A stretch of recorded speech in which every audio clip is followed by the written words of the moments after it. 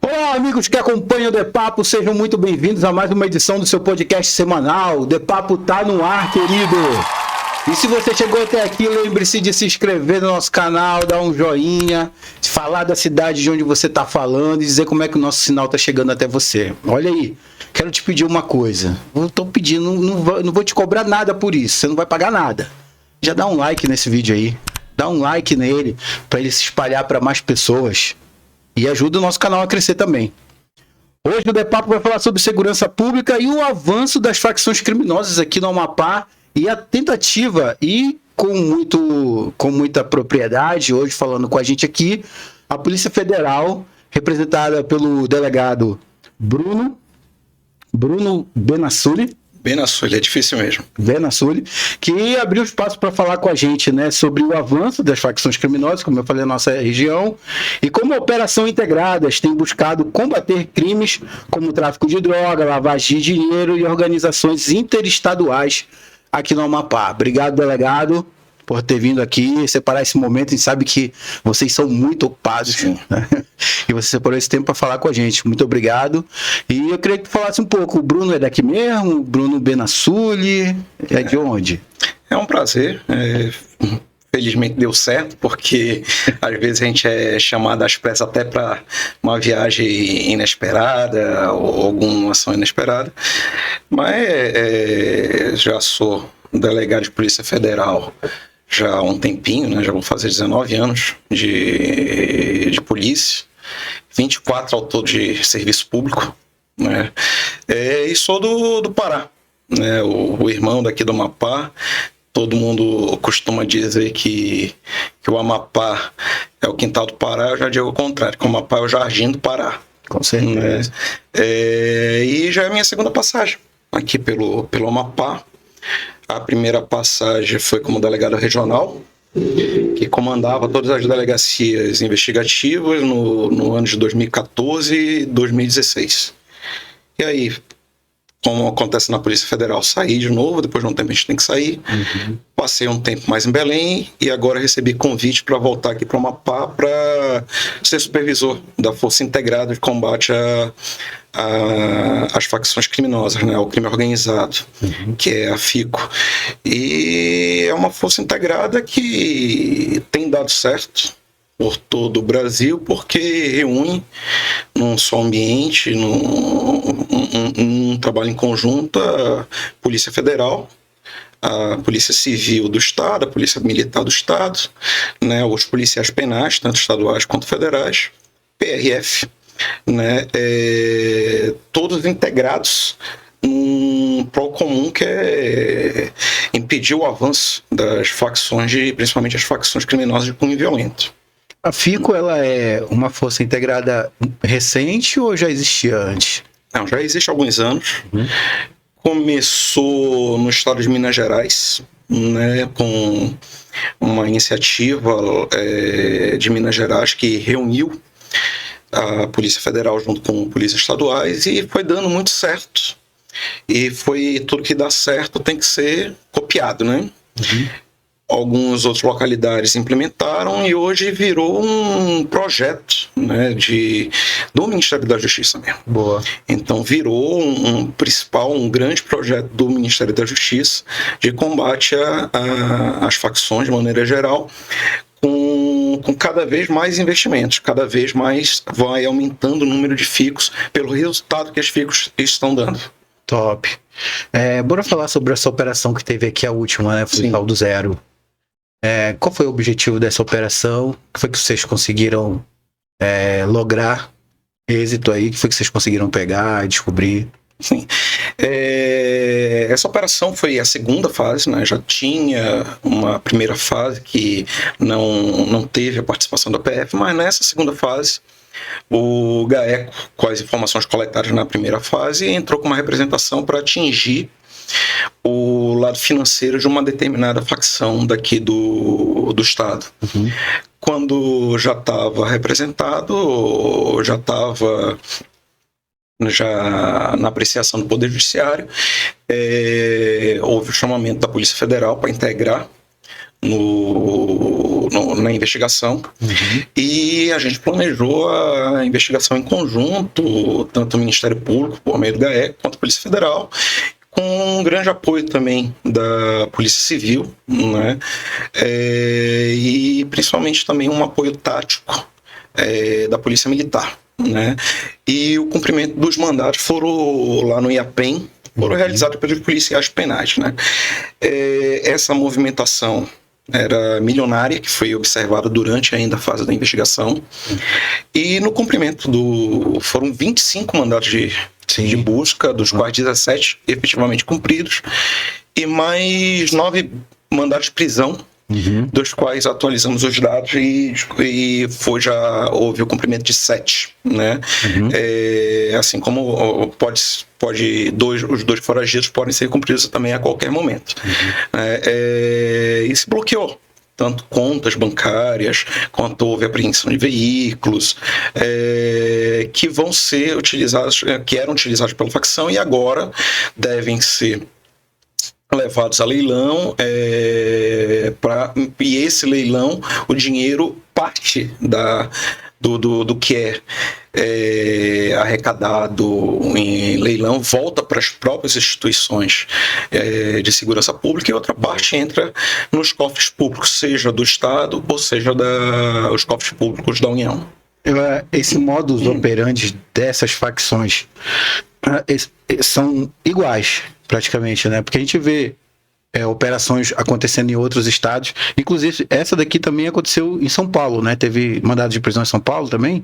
Sim, um dos principais alvos da operação já estava morando no estado de São Paulo, em um condomínio, tendo até uma vida razoavelmente confortável lá, e nisso daí, na integração também entre polícias e órgãos do Ministério Público entre os estados, houve o cumprimento dos mandados desses alvos de lá, e o material que foi apreendido lá também será encaminhado aqui para o Amapá para análise. O que eu ia te dizer é que eles têm um modo operante de agir, né? Vocês, que foi que vocês conseguiram detectar aqui? O que eles estavam fazendo aqui, por exemplo? Que teve essa operação? Por que ela aconteceu? A gente não pode falar de uma operação em andamento com detalhes, né? Mas algumas coisas já estão bem... bem de conhecimento público, né, principalmente na parte de lavagem de dinheiro. O criminoso, não só de facções, mas de maneira geral, quando obtém algum ganho, precisa, em primeiro momento, ocultar esse dinheiro e depois dar algum jeito de integrar esse dinheiro na sociedade, no mercado, de uma maneira que tem uma aparência lícita, para ele poder usufruir do seu ganho, que é o objetivo final dele, né? Alguns são bem engenhosos, né? E isso daí a gente procura não falar, até para não dar ideia para quem ainda não conhece. Só que alguns já são bem conhecidos, como por exemplo, utilização de laranjas, utilização de empresas de fachada, empresas inexistentes, e utilização de contas de passagem. Dessa facção, dessa operação, muitos utilizavam isso, alguns outros também que é bom não comentar neste momento, né? Mas em grosso modo era isso. E a gente já consegue ter não é uma investigação fácil, por isso que muitas vezes é demorada, necessita de várias, está o que a gente chama de reserva jurisdicional, né? Precisa de quebra de sigilos constitucionais que só são deferidos em juízo, mas felizmente hoje já temos o know-how, assim como também a Polícia Civil e o próprio Ministério Público, já temos um know-how de identificar principalmente os métodos mais comuns, né? De vez em quando nos deparamos com algum método mais astucioso, com uma engenharia mais sofisticada, e isso daí, depois que descoberto, a gente procura também difundir entre os órgãos de persecução penal, porque o nosso objetivo não é só prender o criminoso, porque se prender o criminoso sem descapitalizá-lo, a gente vai acabar fazendo com que o crime compense. Sim. Delegado, assim, e dentro aqui do estado do Amapá, assim, dentro do estado do Amapá, ainda tem... Não sei se vocês, durante essas operações, se vocês conseguem também me falar isso, se acontece ou não. Ainda parte muito ainda de dentro das penitenciárias, essas ordens ou os planejamentos, ainda tem partido muito de lá de dentro, sabe dizer? Olha, para quem já atuou 2 vezes aqui no estado, eu posso dizer que hoje... É bom que tu tem uma visão de norte, né? Porque tu atuou também lá no Pará. Sim. É a mesma coisa que acontece lá no... Não é só no norte, é todo o Brasil. Todo o Brasil. Alguns lugares até de uma maneira bem complicada, né? Mas aqui no Amapá, para quem tem visão do antes e depois, digamos assim, hoje eu vejo um controle muito grande no IAPEM. Está realmente um controle de entrada, várias inspeções que evita, né, esse tipo de comando de ordem. Mas não temos ilusão, é muito difícil também impedir completamente, 100%. Porque muitas vezes essas ordens partem lá de dentro dos próprios familiares, às vezes de um outro... Intermédio, de um preso que já vai ganhar liberdade e leva a comunicação da liderança que ainda vai continuar presa. E também, hoje, às vezes é fácil colocar um objeto de comunicação que às vezes cabe na palma da mão. Né, os instrumentos de comunicação estão cada vez menores. Né? Então, para coibir 100% é quase impossível.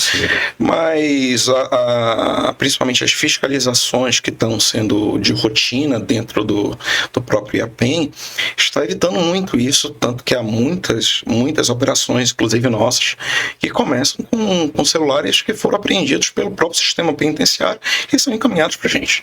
E são de liderança, são tudo, e viram outras investigações.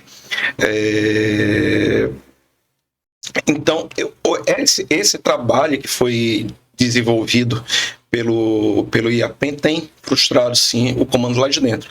Agora, quando há uma liderança muito importante e ele ainda continua liderando lá de dentro, há também uma outra medida que já foi adotada, inclusive recentemente, com algumas lideranças importantes de facções locais, que é a pedido de transferência, né?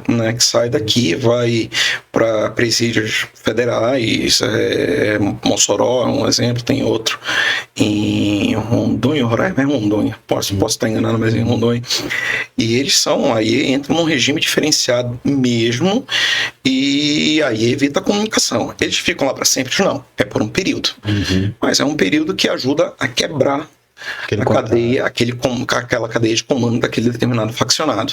E aqui no Amapá é tão pequeno, né, delegado? Mas eu conversando com outros delegados, a gente vê que o crime organizado já está bem espalhado. Aqui tem facções vindo de fora. Da última vez que eu conversei com o secretário de segurança aqui, ele disse que uma facção de lá do Rio de Janeiro, aqui é a maior lá e tal, ela estava tentando entrar aqui. E já conversando um pouco mais para frente com outros delegados, já disseram que está bem avançado e que ela já está praticamente estabelecida. Essas facções, por exemplo, do Rio de Janeiro e a de São Paulo, essas maiores, elas já estão aqui estabelecidas mesmo? Como é que está isso? Isso é um fenômeno, não é o fenômeno do Amapá, né?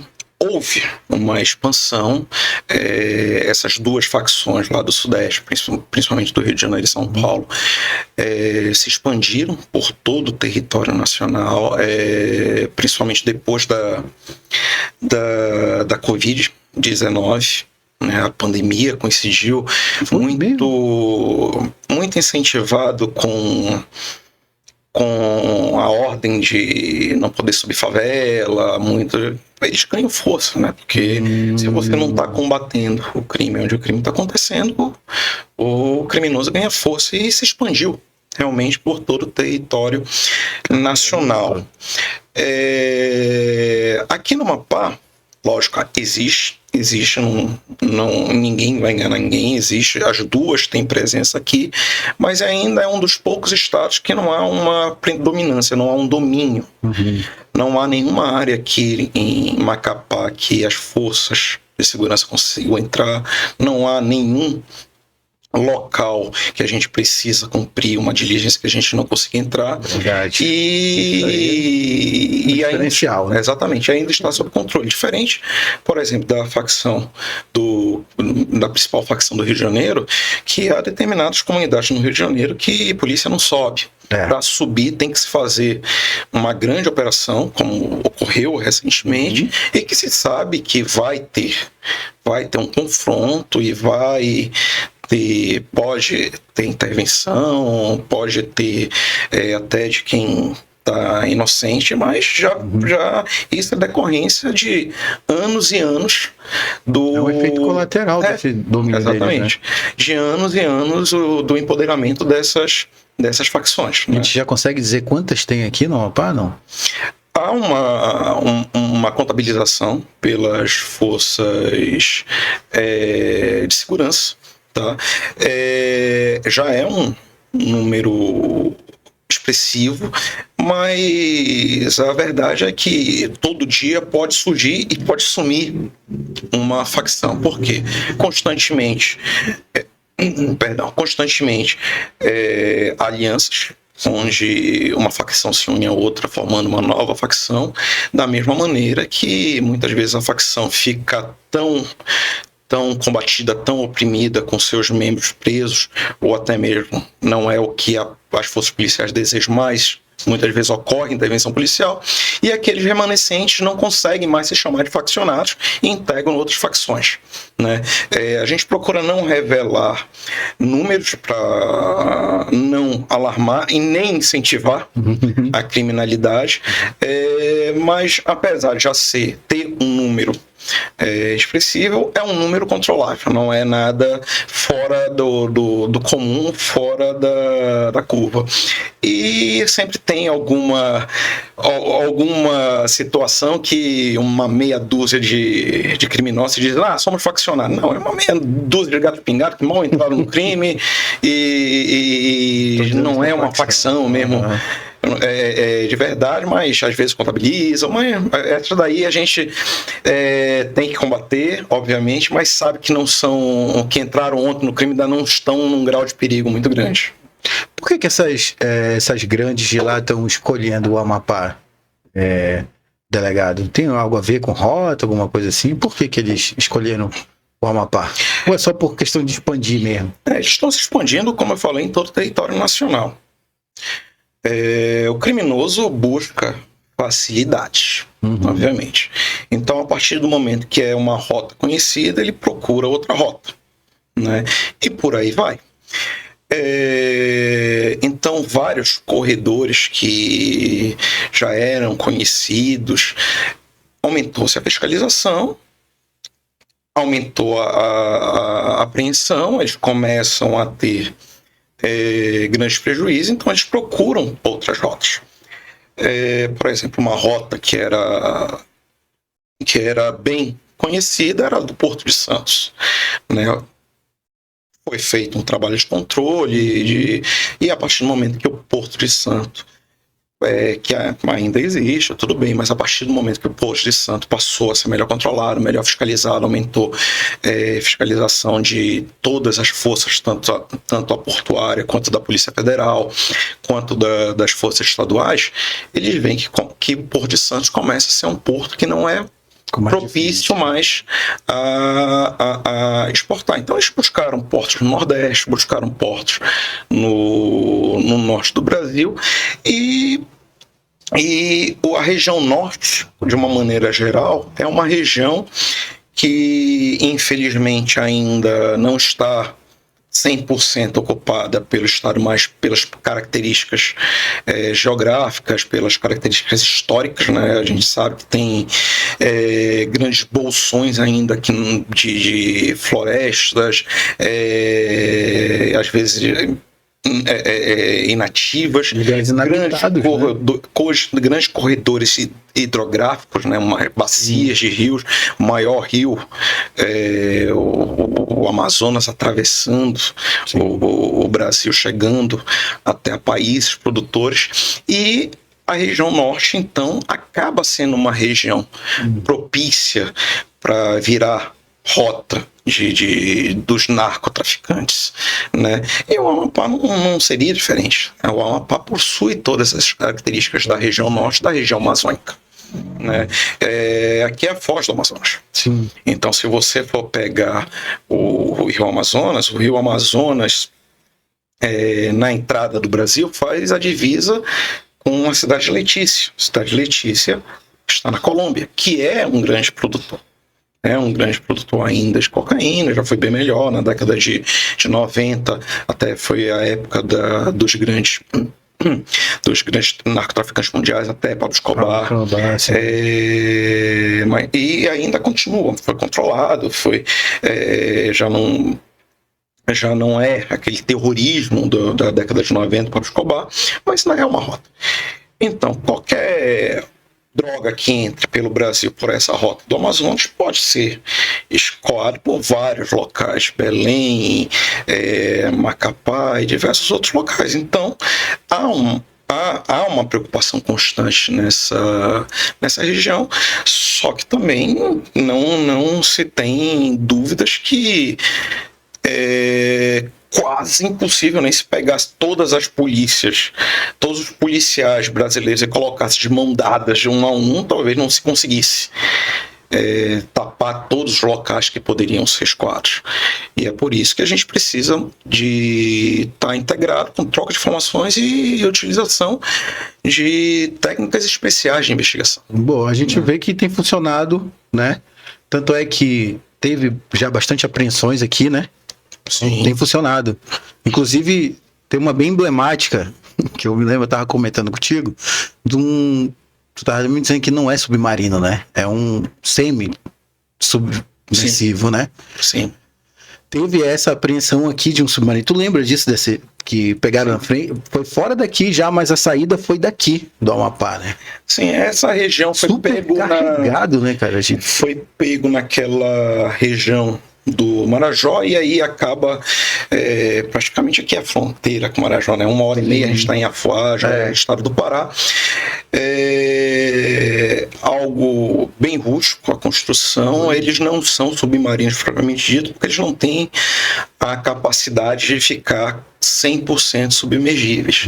Então eles ficam uma parte de fora, mas eles têm uma capacidade de levar uma carga considerável, e eles fazem isso para tentar burlar as fiscalizações. Realmente é algo assim que até o apreendido eu ouvi, estive dentro até recentemente, porque ele está exposto até lá numa determinada base naval de Belém. A gente vê, porque a gente estuda, é algo inacreditável como eles arriscam a vida até para atravessar, porque é insalubre, é quente, é perigoso, né? Porque é uma embarcação rústica atravessando um oceano, possivelmente um oceano. Sim. Né?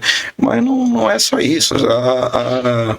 Há apreensões feitas em navios de pesca. Casco de navio também, que eles tentam colocar, né? Sim. Usam mergulhadores para colocar dentro do... Há várias maneiras, mas esse pelo menos colocaram de uma maneira que vai até para fugir da fiscalização, mas não colocou isso.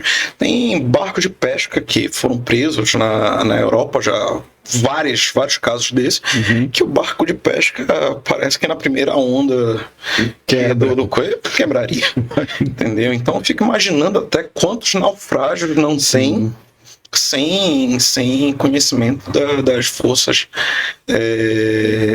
de fiscalização, tudo, porque eles vão na clandestinidade e não é possível que eles consigam fazer travessia 100%. Delegado, é de boa as forças todas trabalhando juntas, tipo federal, estadual? Vocês conseguem realmente ter essa integração aí de informação? Consegue fluir bem as informações que vocês precisam? Sim, aqui no estado do Amapá, então, há cooperação. Obviamente, não é assim em todo lugar. Tem locais que é uma integração melhor com a civil, há lugares que é integração melhor com a polícia militar, tudo. Mas aqui tem funcionado desde a minha primeira passagem aqui. A Polícia Federal sempre teve apoio das forças externas e agora formalizado mesmo numa força integrada. Né? Cada órgão tem a sua doutrina, cada órgão tem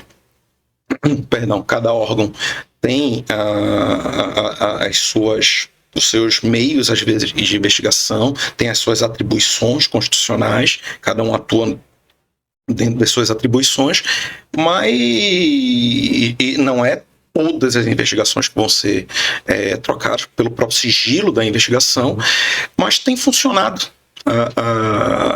uma seletividade de investigação, o trabalhar em conjunto, o compartilhamento de informações, dá agilidade para a investigação e capilaridade. Por quê? Vamos colocar a grosso modo. A Polícia Federal tem uma grande experiência numa investigação de patrimonial. Boa. A gente já tem uma expertise muito grande em recuperação financeira, obviamente já tem, porque vem trabalhando isso há décadas. Legal. Ela tem uma capilaridade muito boa no território nacional. Por quê? Porque se eu precisar amanhã de uma diligência em Campinas, eu tenho uma delegacia lá e posso pedir rapidamente para um colega fazer uma diligência. Top. Tá? Uhum. A Polícia Civil, por exemplo, vai ter uma expertise talvez maior da Polícia Federal naquele tráfico do bairro. Por quê? Porque está vendo no dia a dia, todo dia tem um flagrante, todo dia, então já conhece. Um conhecimento mais regional, né? Exatamente, já tem aquele conhecimento mais regional.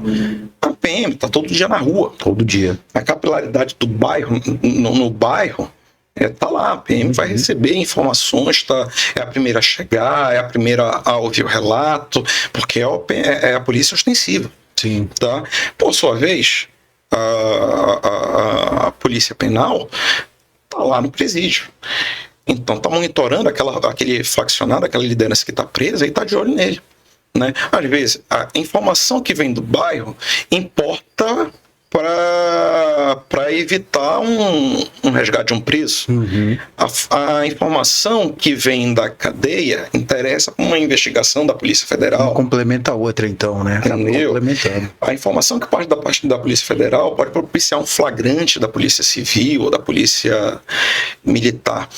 E essa integração é boa, porque uma acaba ajudando na deficiência da outra.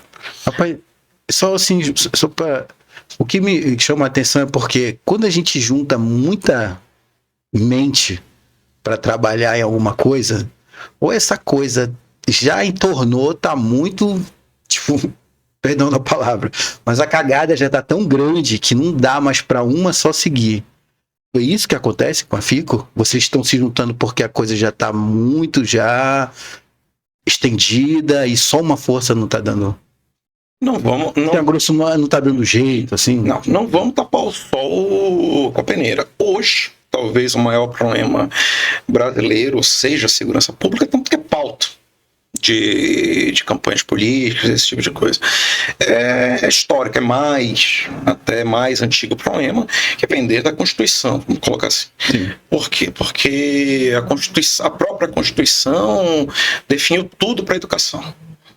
Quem ia ser responsável, de onde vinha o dinheiro, como teria que ser gasto, o mínimo gasto, e depois vieram leis que regulamentaram. Saúde é a mesma coisa. Criou o sistema único de saúde. Foi melhorando com o tempo. Como hoje se viu, por exemplo, que a saúde, que era questionada no Brasil, a pandemia só não foi pior porque o SUS garantiu. Sim. Até mesmo o atendimento particular ruiu antes que o serviço público. Né? Se via vários planos de saúde com hospitais prontos, tudo não tendo mais leito e o sistema público garantindo. A segurança pública, por sua vez, ganhou um artigo na Constituição. não se definiu, né, custeio, não se definiu nada, vamos colocar assim. Então, isso daí deixou a segurança pública por muitos anos, décadas, meio à parte.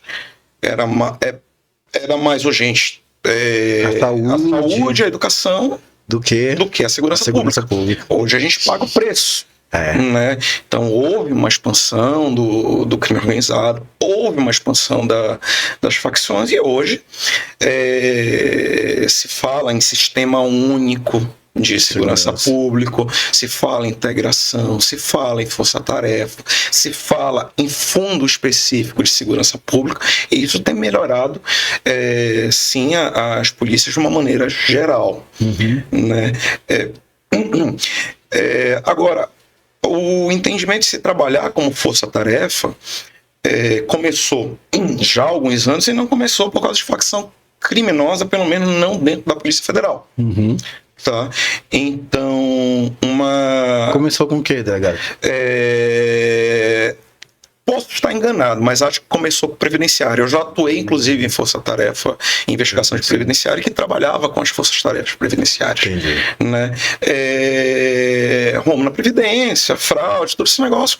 Se fez a força-tarefa entre Ministério Público, Polícia Federal e Previdência Social. Top. A partir do momento que colocou os três trabalhando, falando a mesma linguagem, entendendo que você tinha que trabalhar com objetivos, focando os grandes fraudadores, funcionou perfeitamente bem. Né? E a partir daí foram criando outras forças-tarefas, que às vezes de cunho permanente, às vezes de cunho temporário, só para um determinado objetivo. Depois que o objetivo cumpriu, acabou. E foi nesse contexto que foi criada a primeira FICO, né? Que, se eu não me engano, chamava Força de Segurança, nem lembro mais o nome, no estado de Minas Gerais. Né? E deu certo. Dá certo. Né? Tanto que as FICOs só têm se expandido cada vez com mais resultados, cada vez com mais envolvidos e cada vez com mais até recursos. Né? Se deu tão certo que está se investindo na FICO. E a FICO, ela só não é só combate ao crime organizado, ou é? Segurança pública dela. É segurança pública de uma maneira geral. Tá? Segurança pública não é redução do índice de criminalidade. Parece que atualmente está se resumindo a criminalidade só em facção. Né? Exatamente. Redução de crimes violentos, tudo. Sim, mas também a sensação de segurança para a população. Então, se recentemente, até não foi aqui no Amapá, tinha num determinado estado, tinha o maior índice, a maior mancha criminal era de furto e roubo de celular, não era facção criminosa, entendeu? E você precisava reduzir aquele crime, e um crime que não estava ligado à facção, não era extremamente violento, né, como o crime dos faccionados, que recentemente tivemos até casos de decapitações aqui, às vezes era só um roubo até com arma branca, todo esse negócio, não era extremamente violento, mas era o maior índice daquele determinado local. Então, se é o maior índice, é o que mais tem que ser reduzido, até porque o crime patrimonial nessa modalidade de roubo, de tudo, dá uma sensação de insegurança para a população muito grande. Entendi. Né? Então, não adianta dizer, não, mas o homicídio reduziu, mas fui assaltado na porta da minha casa. Entendeu? Então, apesar de não ter sido de facção, apesar de não ter sido crime extremamente violento, a FICO dessa localidade fez uma atuação para verificar quem eram as pessoas que mais estavam roubando, quem eram os receptadores dos telefones, como estava sendo engendrada a parte criminosa, e fez uma atuação grande e conseguiu reduzir.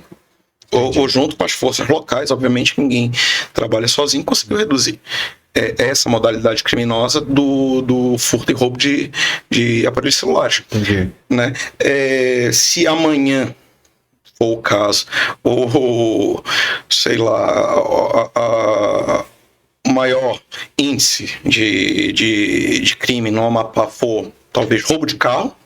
Talvez a gente faça uma operação de roubo de carro, entendeu? Entendi. Então a gente procura atuar onde está sendo a mancha criminal maior e o que seja mais grave, mais violento, obviamente, e onde a população está sendo mais oprimida, falando em termos mais genéricos. Na opinião, enquanto vocês vão investigando, delegado, eu sei que vocês não podem falar nome, pode falar nome, mas a gente você consegue sinalizar para a gente se realmente existe envolvimento já de políticos com essas facções criminosas aqui? Durante as investigações, vocês conseguiram achar algum...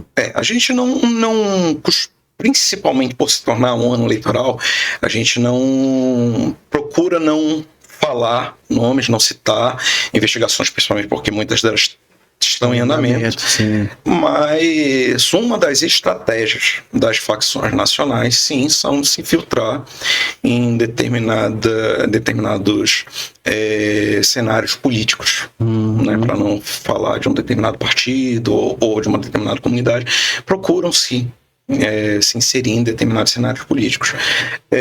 Em algumas regiões, como no Rio de Janeiro, esse cenário já está mais consolidado. Sim. Em outras já são casos pontuais, esse tipo de coisa. Como é algo muito, digamos assim, novo, no cenário nacional, não vamos dizer, já vem ocorrendo há alguns anos, mas o combate explícito, os resultados mais visíveis estão vindo agora. A gente procura não falar, até porque a gente não quer incentivar que aumente esse tipo de crime também. Mas também a gente consegue alcançar o político da mesma maneira que a gente consegue alcançar aquela simples mula que está passando com uma pequena quantidade de droga. Entendi. Como é que eles conseguem recrutar essa galera aí, delegado, para usar nome, laranja? As empresas também é em nome de laranja, eu suponho, que vocês tenham descoberto durante as operações, por exemplo, na Operação Saldo Zero. Tem muito laranja nessas empresas também, né? Como é que eles conseguem recrutar essa galera aí, delegado? Recrutam de diversos meios, seja laranja, seja testa de ferro, seja parentes, seja amigos, né? Esses são, digamos assim, os mais conhecidos, né?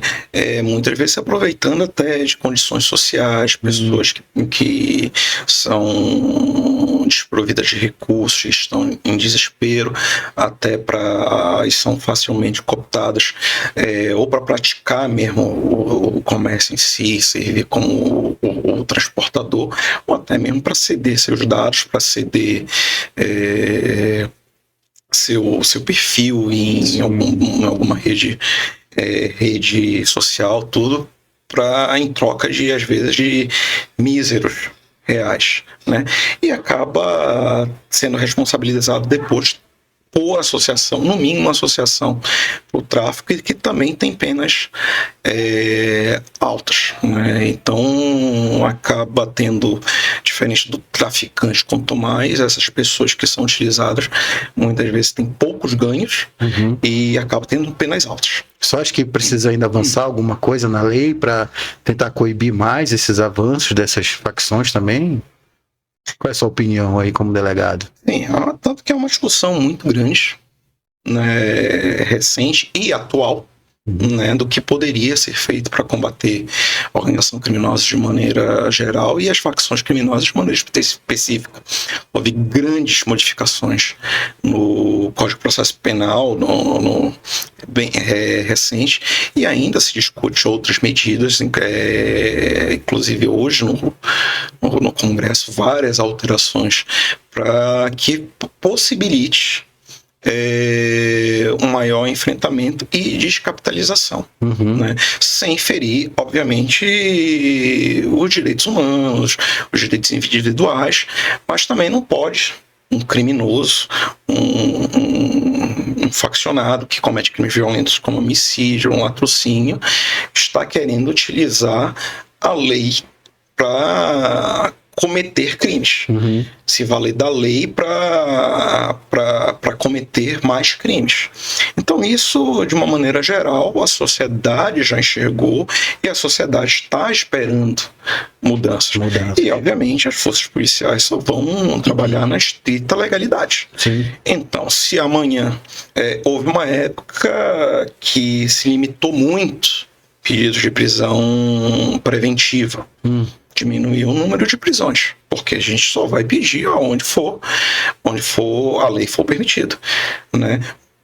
Hoje já se tem o crime, já se tem que só o cara pertencer à facção já pode ser pedido, isso, né? Já pode ser decretada a prisão preventiva. Já é um avanço. Pode aumentar o número de prisões preventivas, porque agora já está lá. Se é motivo para prisão preventiva, a gente vai ter que pedir. Né? A gente vai pedir, o juiz vai ter todo o embasamento para conceder. E assim vai. Né? Acredito que vai ter ainda mais alterações para não deixar fugir o controle. Porque antigamente tinha uma máxima entre os policiais que diziam que a polícia prende, mas a justiça solta. Parece que tinha um cabo de guerra aí, né? Havia esse descontentamento.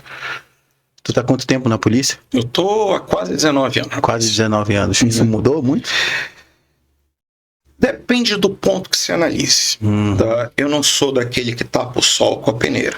De fato, houve a reabertura, digamos assim, da democracia no Brasil.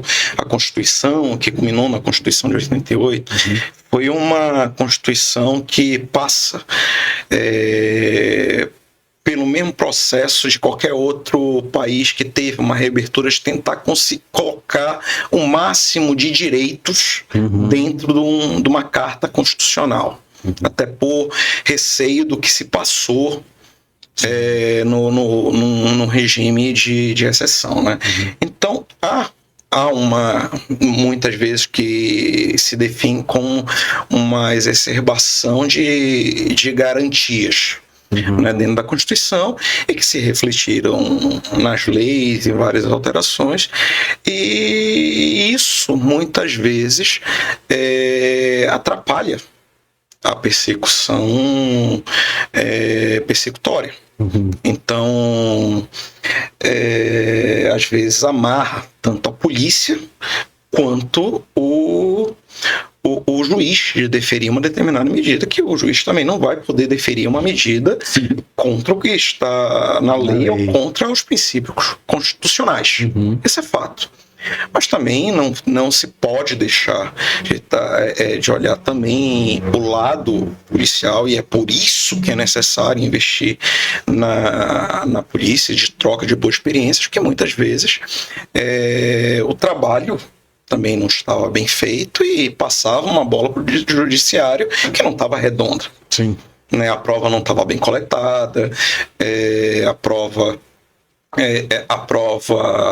estava com vício na sua cadeia, e aí obriga o juiz também a atuar conforme a lei, conforme os princípios constitucionais, e paciência. O Estado tem a obrigação de produzir a prova, e na dúvida tem que soltar mesmo o réu. Isso é fato. E agora, há uma melhora, e é por isso que é importante investir na capacitação das polícias, seja a polícia que está ostensiva, seja a polícia que está investigando, e investir também no aumento da polícia, porque muito das críticas que o judiciário faz, que o Ministério Público faz na atuação policial, que não foi bem coletada, em decorrência também de deficiências, né, que a própria polícia encara. Sim.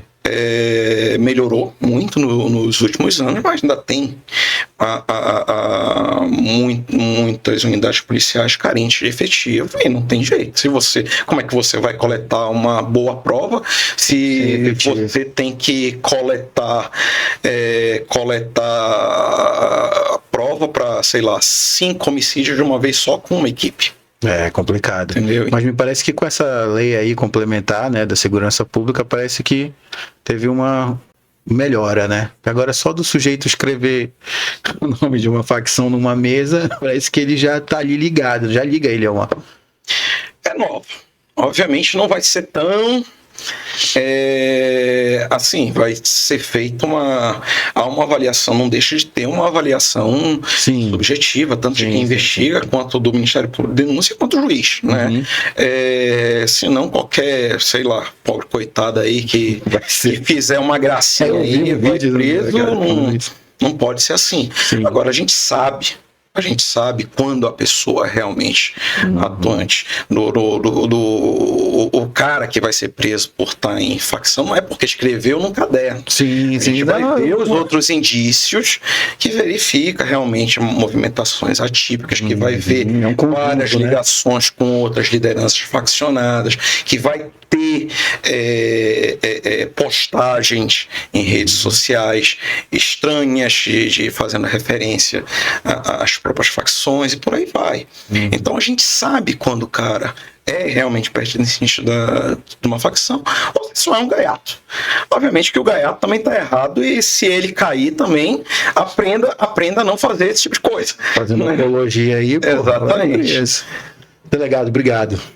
Valeu mesmo pela sua presença aqui. Espero que o senhor possa voltar mais vezes para a gente falar de outras operações e falar um pouco mais da FICO. Não, sempre que for convidado, tenha certeza que, se for possível, no volume de trabalho, vou estar aqui. Tá bom. E para você que ficou até aí, ainda não conseguiu dar um like nesse vídeo aqui, para ele se espalhar para mais pessoas, compartilha e se inscreve no canal, valeu? Agradecer aqui o Marco Jorge, que está ali nas edições, e a Vanessa Nascimento também, que está na produção do nosso programa de hoje. Obrigado para você que ficou até aqui e até a próxima. Fui!